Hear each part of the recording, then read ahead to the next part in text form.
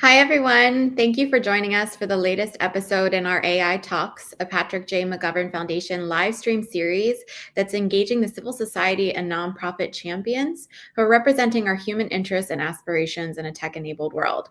The topic of today is reviving local journalism, how artificial intelligence can help. And it's my great pleasure to introduce our guest, Sarabeth Berman. Hi there. Thank you Thanks for having me. Absolutely. Sarabeth Berman is the Chief Executive Officer of the American Journalism Project, AJP for short, the first venture philanthropy dedicated to local news. AJP makes grants to nonprofit local news organizations at every stage, supporting the successful launch of new enterprises and partnering with existing newsrooms to sustain their businesses and grow their newsrooms. Since its launch in 2019, AJP has raised over $175 million and has built an impressive portfolio of 49 nonprofit local organizations and growing, from Puerto Rico to Mississippi to Montana. In 2023, the American Journalism Project was named one of Fast Company's most innovative companies. And for those of you who don't know me, my name is Yolanda Botti-Lodovico, and I'm the Storytelling and Advocacy Lead here at the Patrick J. McGovern Foundation. I'm a policy expert by training, human rights advocate, writer, and AI for good enthusiast who's focused on amplifying the stories, successes, and unique vision of leaders like Sarabeth, who are leveraging technology to solve global challenges, empower communities, and shape a better future for everyone. So before we dive into the conversation today, I did want to provide a bit of framing on our work here at PJMF and why this topic of healthy, sustainable, and local journalism is such a critical piece of it. So our team here is dedicated to shaping an AI-enabled world that really centers uniquely human aspirations and is grounded in principles of equity, justice, human dignity, and of course, democracy. To achieve such a world, we believe that we need public and civil society institutions that are tech savvy, that are robust, that are inclusive, and that are community driven. And that, of course, includes local newsrooms, which have the monumental responsibility and privilege of keeping communities informed on what matters most. But as Sarabeth will discuss at length today, local journalists are at a bit of a crossroads right now. Newsrooms are facing increasing pressures, not least of which is a decline in revenue and the shifting ways in which communities consume news. And that's a topic that Sarabeth will speak to at length a bit more later. But the key question I want us all to keep at the top of our minds today is, how do we build new and evolved newsrooms that are really empowered and prepared to work with technological progress rather than against it? And that involves equipping journalists with the tools and skills they need to thrive in the digital era. We're going to talk a little bit more about how to do that.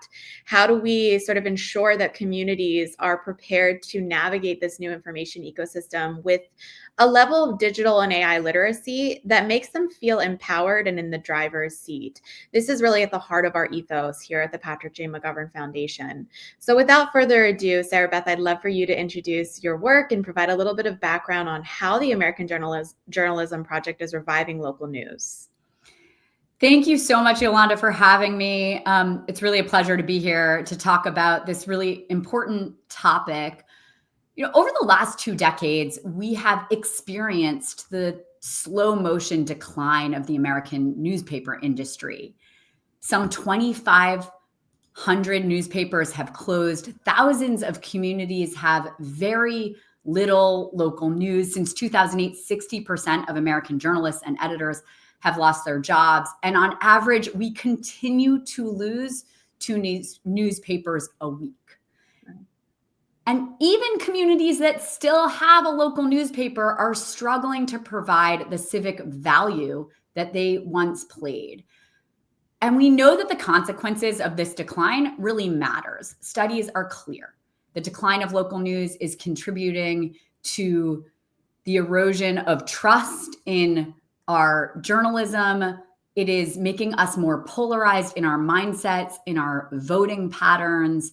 It is making us less likely to show up at the voter box or engage in our communities. It's making public officials and those in power less accountable. And instead of turning to our neighbors for a sense of identity, we are turning to cable news and social media. So for all these reasons, we believe that local news is a public good, that our communities and frankly, our democracy can't thrive without it. And so our focus is on building a new model to sustain local news in a way that regards local news as a civic institution that is vital to our community and that we don't rely solely on the market to provide, like our museums, our libraries, and the other institutions that really help us weave our communities together. Over the last 5 years since we've launched, we've built a portfolio of 50 organizations, as you've mentioned, across 35 states. There is a new, burgeoning, really promising generation of nonprofit local news organizations who are online, digital. They're reaching audiences in new ways, and they're reimagining the business model, bringing in diversified revenue from philanthropy and readers and corporate sponsorships and advertising to sustain the journalism and grow the journalism. And we're really optimistic about the potential of these new generation of news organizations. So our focus is on helping them grow and become sustainable, both by investing in existing organizations and help seeding and launching new ones. That's awesome. Thank you for that very detailed description. And this seems like it's a model that has been working and something that I'm excited to dive into sort of the technicalities of a bit further. But for me, what really stood out in that description is that local news is very much a public good, like you mentioned, and like our libraries and our museums. These are public institutions that really drive and inform our communities to be able to engage with their local representatives and local community leaders, to even be able to understand each other better. And that helps with this sort of social and civic discourse that is so critical to the survival of our democracy. But I think, of course, like you mentioned, the digital revolution is very clearly changing how folks engage with most institutions, not just local news, but local news being a very important part of that.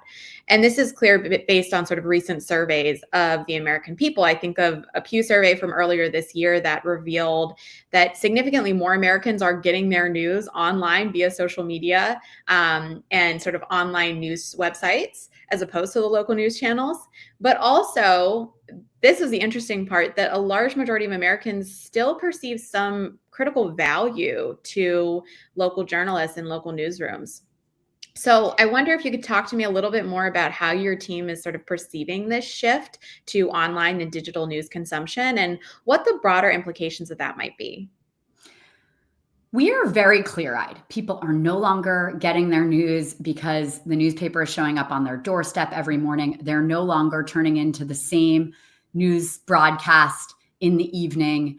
Our news ecosystem has completely shifted over the last generation, but the need for original reporting, the frontline reporters in our communities who are asking questions, who are providing information to communities has not shifted. But of course, the way we deliver news has shifted. And so what we think about is the primary goal is to make sure that communities have the news and information they need, and that we have reporters out there asking questions, showing up at public meetings, digging into public information, and really trying to sort through this on behalf of the public, and then delivering it in new ways where audiences are, whether that's on social media platforms, in their email, on their phone. And so our focus is not on trying to hold on to the way we distributed news and information in the past, but make sure that the core of original reporting and information sharing is sound, but that the new practices for how we reach audiences, how we engage audiences are shifting. Yeah. That's interesting, this sort of ethos of sort of adapting with the time so that we can get ahead of these changes. And adding sort of another layer of complexity to all of that, I think about the emergence of generative AI and how that's impacting how we consume news today. And even just the use of algorithms to sort of filter through the information that we often see. It's based on a range of information, our interests, our likes and dislikes, what our family and friends are looking at. And the president of our foundation often speaks to the dangers of that and how it can sort of further entrench these echo chambers. Even if you are reading fact, it can further entrench these echo chambers that sort of limits what we're able to consume and maybe increases even our biases about certain topics. So I wonder, from your perspective, how do you perceive these impacts of AI, particularly on civic discourse and sort of the quality of the information ecosystem? Well, first, I'll just, you mentioned earlier that people believe that local news is really valuable. And even as we see declining trust in all institutions, and particularly in the media, local news still has a special place. It still holds a lot more trust than others. And when we think about building a shared fact base, trust is a first principle. You have to believe in the information you're getting to be able to use it, to consume it, and to share it with your communities. And what we really believe is that the path to rebuilding a shared fact base is at the local level, where we already see news and information, where we already see people are more trusting of that news, and that if we have the aspiration, which I believe we need to have, that we continue to weave us back towards a more shared fact base, that needs to mean continuing to grow the local purveyors of information, the local trusted purveyors of information. The rise of generative AI is undoubtedly shifting the way we consume news and information. And news organizations, society has to be extremely alert to that. Mm-hmm. We last year launched a product in AI studio with support from OpenAI and the McGovern Foundation. And the theory behind that was that this new technology is coming, it has come. And we also know that the need for local news is as important as ever. So how do we use these technologies to enable local journalism and not undermine it? And that was the basic theory. I think anyone who's in this business of informing communities needs to be very alert to these technologies and thinking about smart use cases for them. Mm-hmm. Yeah, I mean, that's exciting. I would love to dive into this product in AI Studio a little bit more, because I think this is a way of allowing journalists to sort of step into their role of being a beacon or a guide on that journey of preparing communities to navigate this new AI-enabled world. And I think that's a critical role of journalists that sometimes we forget as communities. So let's talk a little bit about that product in AI Studio. What are some of the wins and successes? What are some of the lessons you've learned as a team? Sure. So the way we structured this product in AI Studio was we wanted to support our organizations, our portfolio in smart experimentation. So we made grants out to our portfolio who had ideas for how they wanted to test and use these technologies. We also built up a team of experts on the American Journalism Project's team who were going to be focused on spotting innovations across the portfolio, cross-pollinating them, and looking beyond what's happening in the broader sector, in the industry, beyond our portfolio, that we can be applying to our work. And so the goal here is to do structured learning around smart uses of technologies, the do's and don'ts of these technologies. We're seeing a lot of interesting innovation, a lot of interesting experimentation.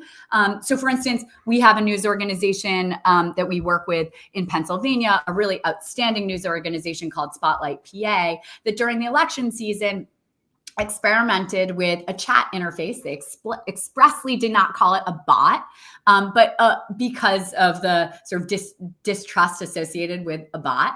But they had an interface that drew on their reporting, on their fact-based looks into the election infrastructure in Pennsylvania and was able to answer reader questions much faster than an individual journalist answering readers' questions could answer questions.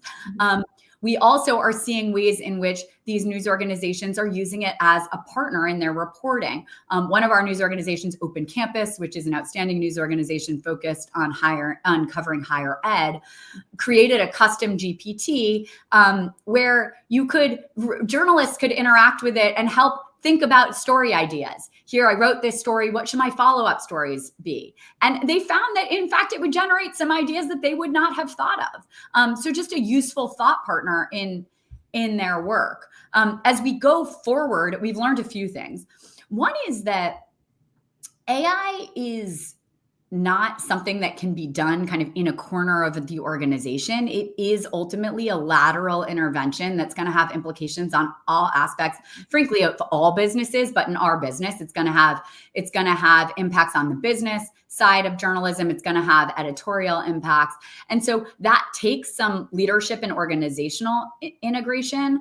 So next year, we're launching what we're calling an AI leadership boot camp, where all of the news organizations we're working with on AI are participating in some of the first principles of what are the flexible policies we need to be putting in place? What are the decision-making structures and communication flows we need to be putting in place within the organization to make sure that as we experiment with AI, we're figuring out how to integrate it into the organization workflow in successful ways and also avoid the risks of AI to undermine trust or undermine the quality of the editorial product, which of course is the main focus that needs to be at the forefront of these organizations. So that was one lesson. Another is in the beginning, we decided to have our organizations approach us with lots of different ideas of applications. And we decided we could learn faster if we coordinated around themes. So next year, we're investing in 2 themes. We just announced this last week. We've made $1.4 million of grants out to our portfolio around 2 themes. One is around revenue generation. What are the smart applications for AI that can support revenue generation for organizations? Things like, how can you use it in your marketing materials or in appeals to donors that's more personalized and really reaches audience in a way that helps ignite more revenue? And then the other intervention is around civic information. There's lots of applications for how we sort through the data and information coming out of our public institutions. And we want to, we're seeing lots of interesting use cases, and we want to learn alongside them and have them cross-pollinating more. So that's 2 of the things we're doing in the future. That's amazing. Thank you for sharing that. I think there's a few things that are sticking out to me one is there's all these exciting use cases and innovations that journalists are using across the field and newsrooms are using to sort of boost their journalism, boost their reach, better connect with individuals and audiences. And I think about even our products and services team here at the foundation, which for those of you who are not familiar is actually an in-house team of engineers and data scientists who build AI tools and products for public purpose. We built a tool called JournaPilot, which is actually a tool that supports independent and investigative journalists in small newsrooms and news deserts to rapidly repurpose their content for various social media platforms. So it's an interesting tool, and it's an interesting example in the sense that it required a lot of heavy user testing to sort of reveal where the challenges were, where the barriers were, how we could overcome them, and continue to adapt the tool to be more useful to the user audience. So I wonder, what were some of the challenges you've had to overcome as you're sort of working with these organizations to pilot these different tools? I think some of the challenges is sort of first principles around how to think about AI in the work. How do we make sure that we are using it in ways that enhance and don't undermine the journalism, and also, frankly, supporting news organizations through their justified angst around the rise of AI. When as people are familiarizing with these technologies, people are justifiably concerned around bias in the models. They're justifiably concerned around the spread of misinformation. And of course, journalists are in the business of combating misinformation and trying to apply a fact-based lens to informing the public.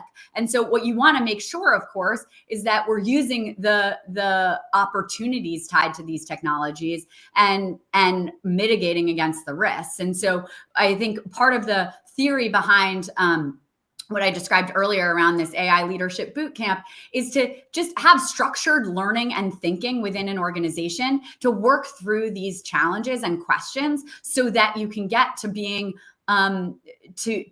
being innovators within the organization and really creating a metabolism within the organization that's testing and figuring out how to use these technologies in ways that enhances the work.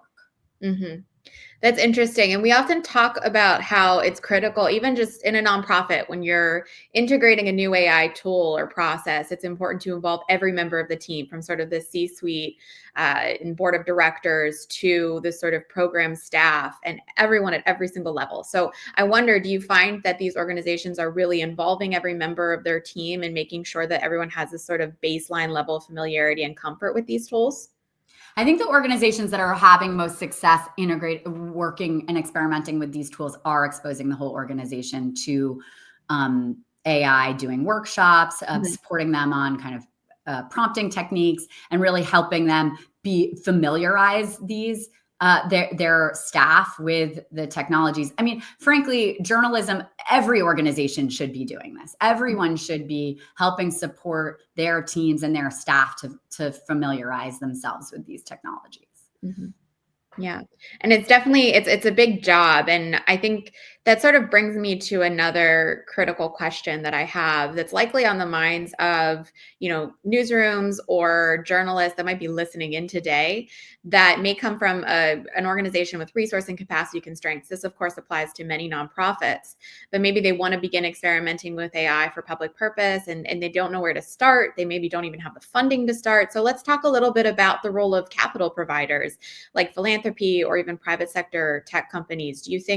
What kind of role do you think that they should play in reviving local news? And if so, what are those unique responsibilities that they have? Yeah. I spoke earlier about what we've come to define as a market failure in local news. When society has a market failure, philanthropy has a critical role to play. It is one of the tools we have to address market failures. It is our belief that philanthropy has a critical role to play in the rebirth of local news. We have watched this industry unravel over the last generation, and we are seeing, and we think it is critical that philanthropy really invest in this space to help local news evolve, to really invest in these new distribution models, new business models that can provide what we know is a public good, the act of original reporting, the act of journalism at the community level in new ways. And so we are seeing a rise in philanthropy. We think it's really important. And we think that philanthropy's role here is to help this industry bridge to new models and bridge to a new generation of how we serve communities with news and information that is 21st century ready.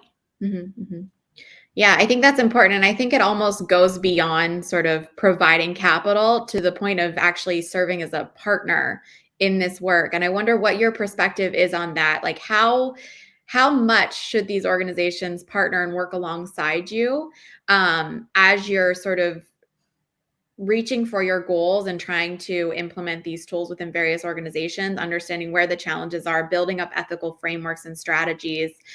So I'd love for you to talk a little bit more about that. Yeah, we're really blessed to take a partnership approach to our work with our portfolio of organizations. We are funders, but we are also partners with these organizations. When we make investments in organizations, we're focusing on helping them build out their revenue, operational, business, technology teams that can support the journalism, often these organizations are experts in journalism, but they are not experts in new business models or new technologies. And so where we have been able to support our portfolio has been coming alongside organizations as they build their business strategies, build their revenue strategies, and build their approaches to the applications of new technology. I think that is critical because we have to acknowledge that this industry, the journalism industry, is evolving. Some of the kind of basic principles of excellent journalism will never change. And of course, aspects are changing. And we need to partner with folks as we learn. And so what we've found has been that the act of both providing capital, but also coming alongside these organizations as real partners as they look to experiment and apply these technologies, or in the case of our growth investments as they look to grow their revenue and their operations, that we really need to be supporting these organizations to look beyond their communities and to what's happening across the country and learn from each other. Yeah. And I think that's so important. You have a really impressive portfolio. And I'm wondering if there are any cases or stories that stand out to you as sort of indicators of that success, why this work is so important, and why if we continue to sort of expand it across the nation, then we'll have a healthier journalism ecosystem. Sure.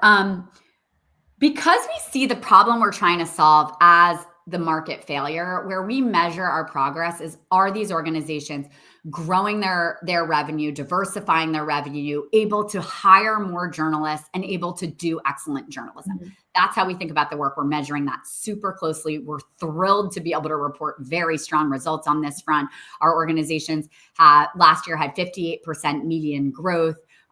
We saw newsrooms grow by 20%. They're hiring more journalists. It's really thrilling to see. They're also doing journalism that really matters to communities. One indicator is that for the last 2 years in a row, an organization in our portfolio won the Pulitzer Prize for local reporting. These are organizations that didn't exist several years ago, and now they are getting accolades at the highest ranks of American journalism. So I think a lot of the dialogue around the media industry is an industry in contraction and crisis. And of course, that is part of the story, but also an important part of the story is that there are these emerging models that are finding their way to business models that work, that are reaching audiences, and that are doing journalism of consequence. That's amazing. And such an incredible accomplishment. I think one of the things I was wondering about when I was learning more about your work is, how do you sort of select these organizations to work with? Do you base it on where sort of local journalism is hurting most, where communities are most sort of secluded from reliable and trusted information? I'd love to hear a little bit more about that selection process. Yeah. The market failure in local news has had widespread impacts across the country. It's affecting rural America. It's affecting urban America. We're seeing the challenges facing local news and information really widespread. And so what we have done is focus on what are the leadership and the organizations that we see out there that have real potential, that have trust in their communities, that have great journalism, and that have real potential to grow and expand their models. And so what we call ourselves a venture philanthropy. We take a venture approach to investing in organizations. We're evaluating the leaders of the organizations. We're looking at the market potential. We're looking at their growth strategies. We're looking at whether or not we believe these organizations have the capabilities to really increase their revenue and ultimately do more great journalism as a result of it.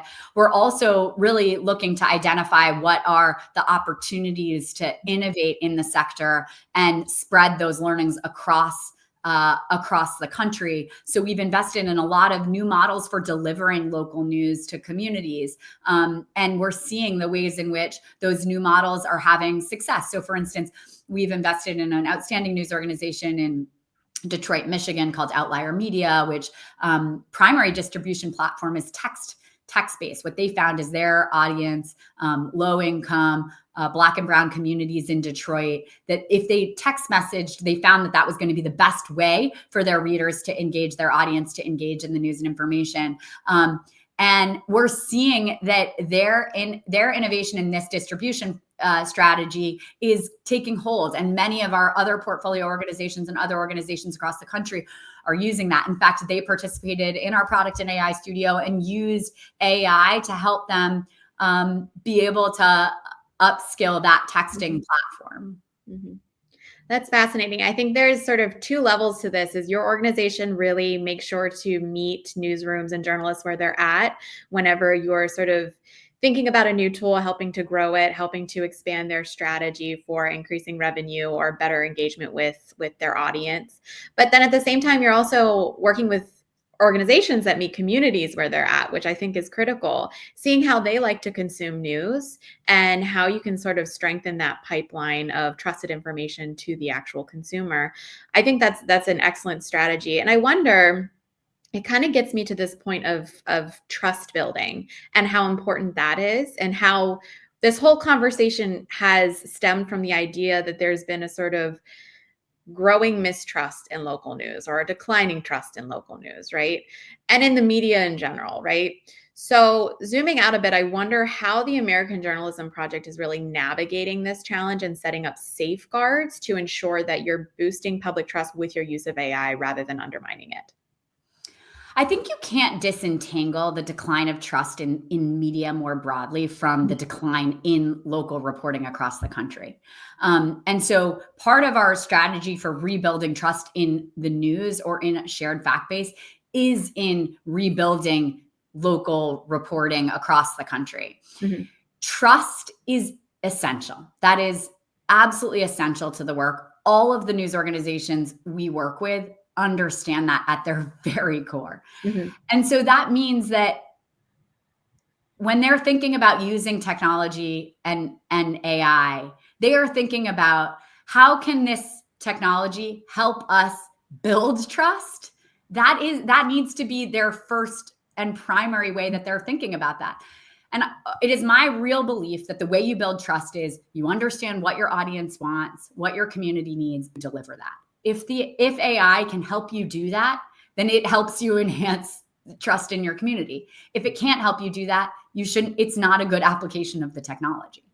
Yeah, that makes total sense. And before I go into my last set of questions, I want to invite the audience to share any questions that they have in the chat. We'd love to talk about them. I see a few coming in right now, but I wonder what you predict as sort of the trends in journalism and AI over the next 5 to 10 years, if you can think that far ahead. I know that's always dangerous when we think about how fast AI is moving, but I wonder if you have any sort of thoughts or a vision for the future in that sense.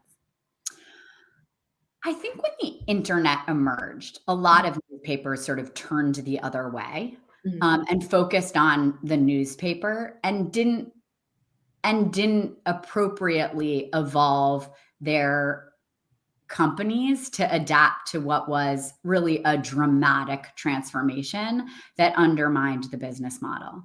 And I think we are seeing that the industry has genuinely learned from that. And we are seeing much more openness to engaging with these technologies and figuring out the ways to use this that enhances the work and doesn't undermine it. Do I think AI is a silver bullet to solving local news across the country? Absolutely not. Do I think that it can be a useful tool that enhances the work of journalism? I do. That's wonderful. And I think definitely in every single field, if we're looking to just one solution, one technology, one product to solve all of our problems, we've already failed in that space. So I think that's great that you're taking a sort of holistic, comprehensive approach to this work. I think there is one question here. Could you share more about how AJP is leveraging technology experts in this work? Sure. We are very focused on accessing and engaging with technology experts and connecting the dots between our portfolio of news outlets and experts out in the field. I think in general, often there are technologists, and there is a wide gap between those technologists and the audiences that really are going to engage with the technology. And so we see one of our roles as to bridge between that. These organizations, as you mentioned, Yolanda, are so close to their communities. They're really working every day to deliver information needs for their communities. And so what we want to see is a real back and forth and dialogue between technological experts, those who are really understand the technology, and those that really understand information needs of communities. Awesome. Wonderful. See if there are any other questions. I wonder, here we go. How do you envision separating verified true reporting? Do we need regulations related to tracking false information that is AI generated? Probably we do. I think the whole regulatory structure around how we support audiences to understand what they're encountering is going to evolve, and we need to see that. I think the first principle needs to be that people have trusted, fact-based information, and that we are setting up our information ecosystems that prioritizes that. I think from our perspective, our role here is supporting the growth of the trusted original reporters in communities, and supporting them to have sustainable business models and engage with these technologies that we know are important and growing. Mm-hmm. Yeah, I think one of the things that we often talk about is the important role of journalists in sort of preparing communities to navigate this space. And like I mentioned before, having that baseline level of AI and digital literacy. And I wonder how you've seen journalists sort of growing that literacy, or at least informing communities about some of these AI changes and how they can navigate that in a responsible and safe way. Yeah, this brings up a separate topic, which is not just how are journalists using the technologies, but how are journalists informing audiences about these technologies? And that's also a very important role, to help people sense make through these rapidly evolving technologies. And so that's really critical. And I think audiences are turning to journalists to try to understand these technologies. And to your question about how we're kind of equipping journalists to focus on these technologies, I think for us, it's both important for these journalists to be able to report on the journalism. They need to actually engage with it, and so they need to be thinking about it from both sides. Both how are they using this in their work, but then also understanding it in a way that they can inform communities. Yeah, fascinating. We have a couple of questions from our global community about how these sorts of new products and trends might apply to a global context, particularly in the global majority.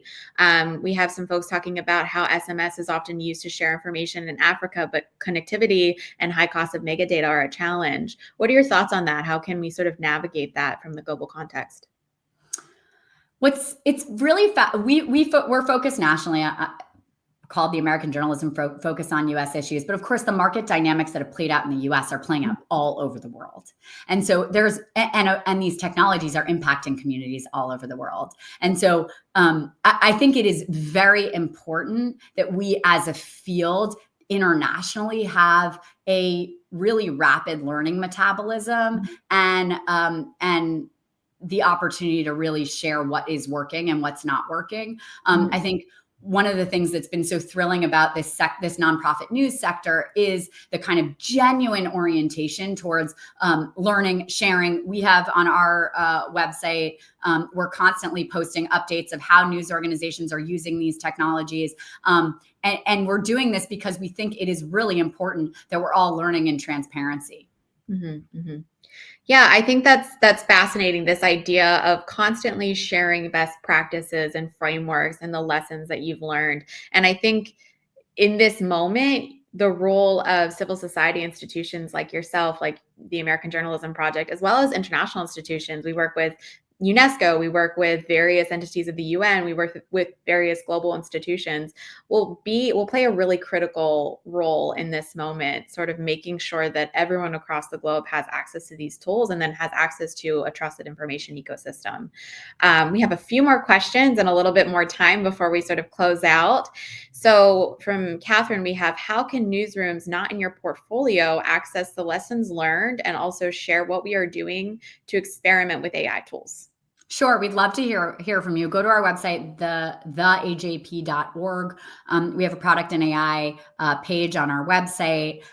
We share progress updates, we call them. We actually specifically call them project updates because we don't progress updates, because we are not trying to have fully baked solutions and then publish them. We want to be learning transparently alongside others. So go there. You can read the updates there. You can also find the email to reach out to us. We'd love to hear what you're doing. Awesome. And we talked a little bit about capacity building of journalists in the global South, or the global majority, as we often refer to it here. So what do you think are some of the critical steps for building that capacity over time?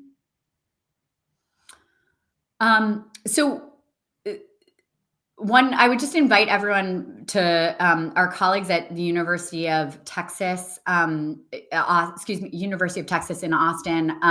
They have created some courses in AI that are for international audiences. So want to encourage folks to check that out. And also, in terms of building capacity, I mean, I think it is really important that folks are not just reading about these technologies, but getting in there and using them, starting to interact with large language models, even not for sort of public consumption, but just to experiment with them.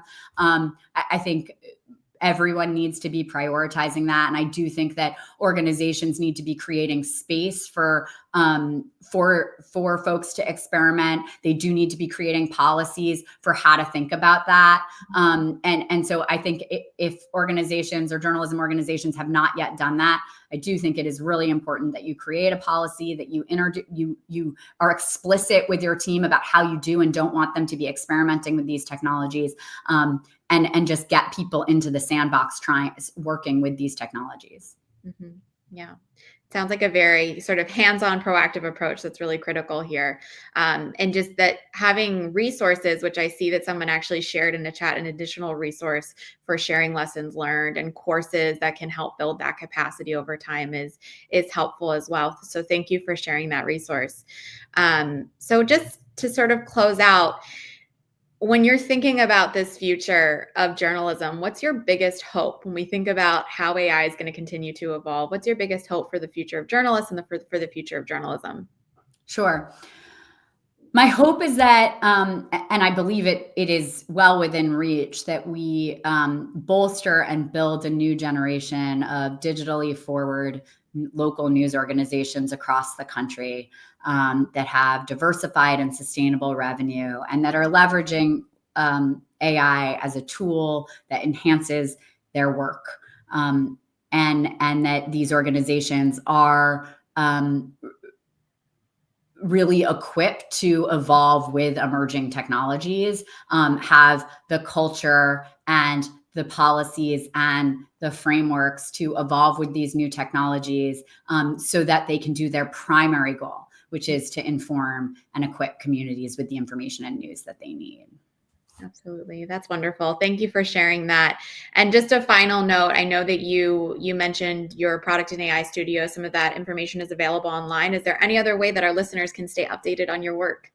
Sure. Go to our website. You can sign up for our newsletter there. We actually we're piloting a product in AI studio newsletter right now that at the moment just goes to our portfolio, but we imagine we'll open it up to a much broader audience pretty soon. So do go there and sign up for our newsletter. And you can follow us on all the various platforms, LinkedIn, Blue Sky, X, etc.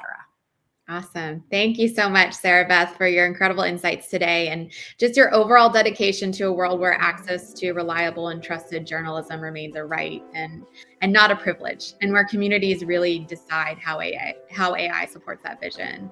And thank you to our audience as well for joining us. We really appreciate you tuning in, and we look forward to seeing you next time. Bye, everybody. Bye. Thanks so much.